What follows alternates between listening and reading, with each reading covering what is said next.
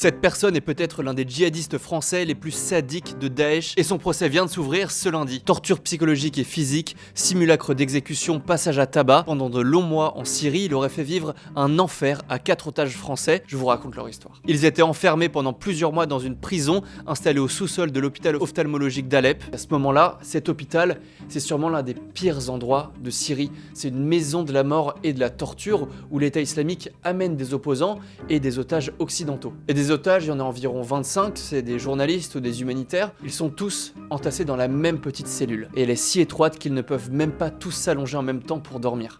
En dessous de la porte, du sang s'écoule. C'est celui des Syriens et des Irakiens qui se font égorger, parfois pendant plusieurs jours et plusieurs nuits. Dans ce couloir, les cris sont permanents. Des hommes sont suspendus par un crochet au plafond. Ils sont torturés, parfois pendant plusieurs heures, avant d'être tués. Les exécutions sont organisées, systématisées et fréquentes. Mais dans ce climat de terreur, les otages eux-mêmes n'échappent pas aux tortures. Et leurs gardiens, ce sont des djihadistes locaux, mais aussi des occidentaux, qui sont d'ailleurs souvent les plus virulents.